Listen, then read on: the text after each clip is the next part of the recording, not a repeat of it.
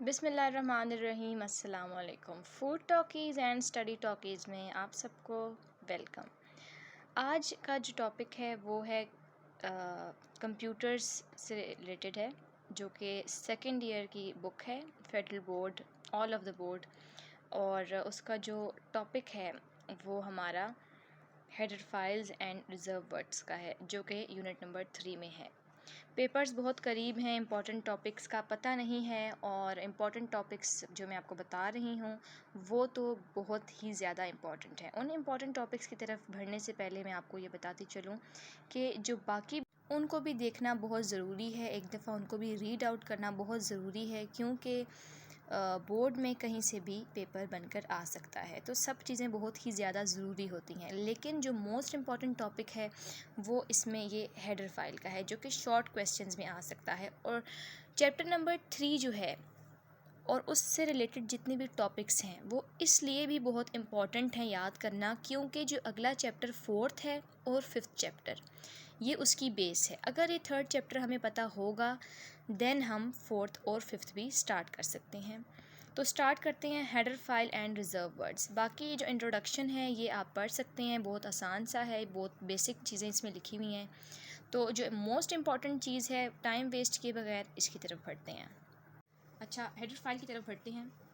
Header file, the C++ contains many header files. जो C++ programming है जिसको हम यूज़ करते हैं, टर्बो C++ कंप्यूटर के ऊपर, हमारे डेस्कटॉप के ऊपर आता है, वो भी मैं आपको दिखाऊंगी। लेकिन C++ में जो मेन चीज़ है वो होती है हेडर फाइल, जो कि हमने सबसे पहले यूज़ करनी होती है प्रोग्राम स्टार्ट करने से पहले। तो हेडर फाइल में है क्या? Header file contains information that is required by the program in which these are used. Header file में वो सारा डाटा होता है। हेडर फाइल इसलिए यूज़ की जाती है कि जो प्रोग्राम के अंदर जो भी काम हो रहा है उसको एक कमांड देने के लिए हम यूज़ करते हैं हेडर फाइल। और हेडर फाइल क्यों किस तरह से होती है यूज़, वो आगे जाके आपको एग्जाम्पल में पता चलेगी। It has .h extension. .h, dot तो उसका कोड है और h जो है वो रिप्रेजेंट करता है हेडर को। Some example of header file are iostream.h, conio.h। कुछ लोग इसको conio.h भी कहते हैं, लेकिन जो बेस्ट वे होता है, जो इसका अच्छा तरीका है बोलने का, या जो आप कह लें कि जो कंप्यूटर रिलेटेड तरीका है, वो conio होता है, conio.h एंड math.h।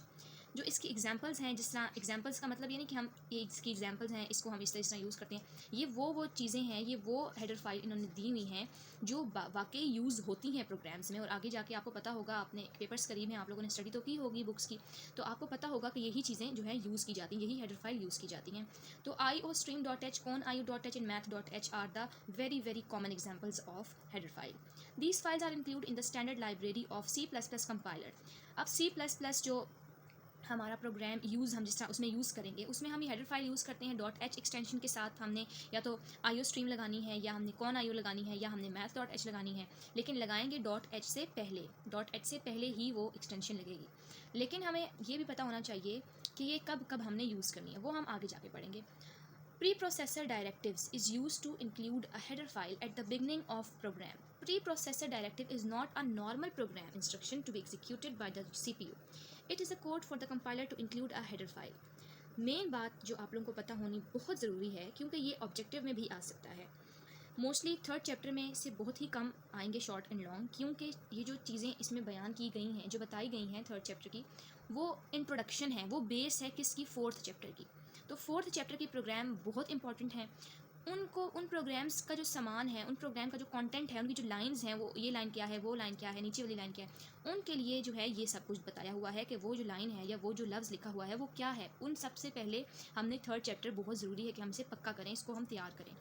तो बहुत मेन बात यहाँ पर ये आती है कि .h तो हमारी h एक्सटेंशन है, ये हमारी एक्सटेंशन है। ये जो .h है ये हमारी क्या है, एक्सटेंशन। और जो इससे पहले जो आएगा, जैसे कि हमारे पास इससे पहले क्या आएगा, iostream आएगा, conio आएगा, ये math आएगा, ये हमारी प्री प्रोसेसर डायरेक्टिव होती हैं। ये आप MCQs में जो हैं लाजमी ये क्वेश्चन आएगा, ना भी आया लेकिन ये बहुत इंपॉर्टेंट है, ये लाजमी पूछी जाएगी बात कि what are pre processor directives. ये आ सकता है कि write 3 names of pre processor directives. तो प्री प्रोसेसर डायरेक्टिव्स क्या होते हैं? IO stream, con IO, math, ये हमारे प्री प्रोसेसर डायरेक्टिव हैं और इसे हम यूज़ करते हैं C++ के प्रोग्राम में, और इसको हम .h एक्सटेंशन से पहले यूज़ करते हैं ताकि हमारा जो प्रोग्राम है, जो हमारा प्रोग्राम की जो हमारी जो प्रोग्राम की वो है बेस है, किस सिलसिले से हमने ये प्रोग्राम बनाया है, वो सब ये हमारा प्री प्रोसेसर डायरेक्टिव जो है वो बयान करता है, वो एक्सप्लेन करता है। अब इसको यूज़ कैसे करना है किसी भी प्रोग्राम में? इसका जो सिंटेक्स जो है, इसका तरीका है लिखने का, ये सिंटेक्स का मतलब होता है तरीका, इसको किस तरह यूज़ करते हैं, वो होता है #include, और ये लगाते हैं लेस देन का साइन, ग्रेटर देन का sign, name of header file. अब नेम ऑफ हेडर फाइल जो है वो कोई सी भी हो सकती है, जैसे कि math.h हो सकती है, कॉन IO हो सकती है, IO स्ट्रीम हो सकती है। तो इसकी एग्जांपल मैंने नीचे ही दी हुई है कि #include iostream.h, ये जो है इसका लिखने का तरीका है। उसी के साथ एक अगला टॉपिक है स्ट्रक्चर ऑफ C++ प्रोग्राम। ये वाला जो टॉपिक है ये इतना इंपॉर्टेंट नहीं है, और इसके आप जो है कुछ चंद एक याद कर लें नाम, अगर आपके पास रिजर्व वर्ड्स में आ जाता है। वैसे ये इतने इंपॉर्टेंट नहीं है, जो इंपॉर्टेंट है मैं आपको वो बता रही हूँ ताकि वीडियो में आप लोगों का टाइम वेस्ट ना हो और इन्फॉर्मेशन की जो बात है वो आपको मिल जाए। तो स्ट्रक्चर ऑफ C++ प्रोग्राम का मतलब ये है कि जो प्रोग्राम है वो किस तरह से लिखा जाएगा। तो सबसे पहले हमारा आता है प्री प्रोसेसर डायरेक्टिव्स, जो कि #include iostream.h है, और ये जो साइन है ये लाजमी लगाने होते हैं। ये जो है ओपनिंग का साइन होता है और ये जो है एंडिंग का साइन होता है इस प्रोग्राम में, वरना तो इनको आपको पता है ना कि क्या कहते हैं, लेस देन ग्रेटर देन। तो ये हमारे प्री प्रोसेसर डायरेक्टिव्स होते हैं। सबसे पहले प्री प्रोसेसर डायरेक्टिव्स लगते हैं, फिर हमारे पास वॉइड मेन का फंक्शन स्टार्ट होता है। वॉइड जो है वो यूज़ करते हैं और मेन जो है वो मेन का फंक्शन है। आप अपना इससे भी अंदाज़ा लगा सकते हैं या अपने लिए आसानी पैदा कर सकते हैं कि मेन इट्स मीन के मेन बात अब शुरू हो गई है, असली बात अब शुरू हो गई है। वॉइड मेन के बाद मेन के आगे ये ब्रैकेट लगाना बहुत ज़रूरी है। इस प्रोग्रामिंग की लैंग्वेज में अगर एक फुल स्टॉप भी अगर हम मिस कर देते हैं, या एक जिस तरह ये है ना, ये इसका अगर ये इसका मतलब ये है सेमी कॉलन, अगर ये सेमी कॉलन भी हम उल्टा लिख दें ऐसे करके, या इसकी जगह हम एक फुल स्टॉप लगा दें ऐसे करके और ऐसे करके, या एक फुल स्टॉप लगा दें और सेमी कॉलन हम यूँ कर दें, ये तो चलो सेमी कॉलन हल्का सा पता चल जाता है कि सेमी कॉलन है, लेकिन अगर इसमें एक भी मिस्टेक हो जाती है तो इस सब को रॉन्ग कंसिडर किया जाता है और आपका प्रोग्राम कैंसिल हो जाएगा, प्रोग्राम की नोयत ही बदल जाएगी कि वो किस वजह से लिखा गया है। तो वॉइड मेन के बाद हमने अपनी ब्रैकेट स्टार्ट करनी है। ये हमारी जो ब्रैकेट है इसके अंदर हमारा जितना भी लंबा प्रोग्राम है वो इंक्लूड होगा। बॉडी ऑफ मेन फंक्शन मतलब कि इसको ऐसे ये आपने याद तो करना है एग्जाम्पल, लेकिन इतना आसान है इसका स्ट्रक्चर कि आप इस तरह याद रख सकते हैं कि सबसे पहले प्री प्रोसेसर डायरेक्टिव्स होंगे #include iostream.h या #include math.h, #include जो भी यहाँ पर हमारी जो लगेगी प्री प्रोसेसर डायरेक्टिव होगी वो हमने यहाँ यूज़ करनी है अपने प्रोग्राम के अकॉर्डिंग। उसके बाद वॉइड मेन का लगाएंगे हम फंक्शन, उसके बाद फंक्शन स्टार्ट हो जाएगा, तो फंक्शन स्टार्ट करने के लिए हमें यहाँ लगाना होगा ब्रैकेट। ब्रैकेट के अंदर हमने अपना प्रोग्राम स्टार्ट कर देना है। अब इसी प्रोग्राम से रिलेटेड जो है हम एक एग्जांपल ले लेते हैं। #include iostream.h हमारा ये सब कुछ क्या था, ये था हमारा प्री प्रोसेसर डायरेक्टिव। उसके बाद हमारा वॉइड मेन लगा, मेन का function start which mean you have to put the brackets लगा दी। ब्रैकेट्स लगाने का ये भी मतलब नहीं है कि पहले लगा दो एंड पे लगा दो और फिर प्रोग्राम लिखना शुरू कर दो, ये रॉन्ग तरीका है। स्टेप बाय स्टेप आपको करना पड़ता है। सबसे पहले you have to write pre processor directive, then you have to write void main, फिर आप अपनी ब्रैकेट लगाएंगे, देन आपने अपना ये छोड़ दें, इस वाले को भी आप छोड़ दें, इसको भूल जाएं, क्योंकि जितना लंबा आपका प्रोग्राम होगा then you have to close the bracket to stop the program. तो आपने भी ये ब्रैकेट स्टार्ट की, अंदर आपने सी आउट लेस देन आपने कोमा लगाया, इन्फॉर्मेशन टेक्नोलॉजी और कोमा क्लोज किया और फिर सेमी कॉलन लगाया। तो ये एक आपकी जो भी body of the main function थी ये आपने पुट कर दिया, प्रोग्राम के अंदर आपने यही लिखा। सी आउट जो है वो इसलिए यूज़ किया जाता है कि प्रोग्राम की आउटपुट, सी आउट जो है ये आउटपुट के लिए यूज़ होता है।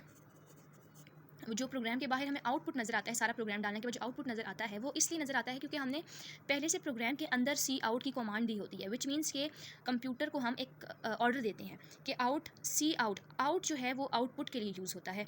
तो जो भी आउटपुट के लिए यूज़ होगा वो सारा हमें डिस्प्ले होगा, वो हमें कंप्यूटर पर नज़र आएगा। तो ये जो सी आउट है विच मीन्स जिसमें इसमें लिखा हुआ है इन्फॉर्मेशन टेक्नोलॉजी, तो सी आउट जो हमारा कंप्यूटर है जब ये हम डन कर लेंगे, इंटर करेंगे या F10 प्रेस करते हैं तो हमारे पास लोड होना, एग्जीक्यूट होना शुरू हो जाता है प्रोग्राम। फिर उस प्रोग्राम को हमने एक फोल्डर में डालना होता है, देन हमने उसको नाम देना होता है, जो भी आप स्पेसिफिक नाम दे दे।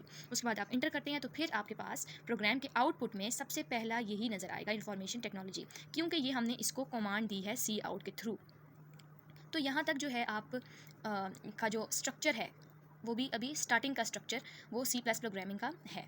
तो ये बहुत इंपॉर्टेंट चीज़ है जो आपने याद रखनी है, और कुछ एग्जांपल्स भी हैं वो आप याद लाजमी रखें। और ये वाली एग्जांपल है स्ट्रक्चर ऑफ C++ प्रोग्राम, ये शॉर्ट में लाजमी आएगा, शॉर्ट क्वेश्चन में ये लाजमी आएगा कि what is the structure of C++ program. तो आप बगैर टाइम वेस्ट किए, क्योंकि ई शीट में बहुत कम लाइंस होती हैं, तो आप ये ना लिखिएगा C++ program has a following structure as under, इस तरह कुछ भी ना लिखें, डायरेक्ट अपना आंसर स्टार्ट करें। सबसे पहले प्री प्रोसेसर डायरेक्टिव्स लिखें, ये भी लिखने की ज़रूरत नहीं है, आपने डायरेक्ट आंसर देना है। अगर आपका टू द पॉइंट आंसर होगा, बेशक 2 लफ्ज़ों का ही आंसर क्यों ना हो, अगर आपका टू द पॉइंट आंसर होगा, अगर आप बिल्कुल सही जवाब देंगे, चाहे वो 2 लाइंस का ही क्यों ना हो, वो आपका दुरुस्त होगा। अगर आप 4-5 लाइंस लिख देंगे और वो उस क्वेश्चन से रिलेटेड ही नहीं होगा, तो आपको कोई मार्क्स नहीं मिलेंगे। तो स्ट्रक्चर में आप डायरेक्ट प्री प्रोसेसर डायरेक्टिव्स लिखें, वॉइड मेन लिखें, ब्रैकेट लगाएं, बॉडी ऑफ मेन फंक्शन लिखें, और ये दैट्स इट। तो ये आपका प्री प्रोसेसर डायरेक्टिव्स का जो स्ट्रक्चर था, C++ प्रोग्राम का जो स्ट्रक्चर था, वो इतना सा था। थोड़ा थोड़ा याद करने से ही जल्दी याद होता है, कोशिश करें कि आराम आराम से पढ़ें, थोड़ा थोड़ा पढ़ें और लिख कर पढ़ें, तो वो बहुत ही बेस्ट रहेगा। Best of luck for the exams, और अगर वीडियो पसंद आई हो तो लाइक करना मत भूलिएगा और अपने फ्रेंड से शेयर करें, क्योंकि एग्ज़ाम्स जो हैं वो बहुत ही ज़्यादा करीब हैं, और एग्ज़ाम्स बहुत करीब हैं तो जल्दी जल्दी ही पढ़ना पड़ता है, लेकिन इतनी टेंशन नहीं लेनी है, क्योंकि जितना हम टेंशन में याद करते हैं हमें कुछ भी नहीं याद होता। वीडियोज़ देखने के लिए सब्सक्राइब कर लें food talkies plus study talkies को।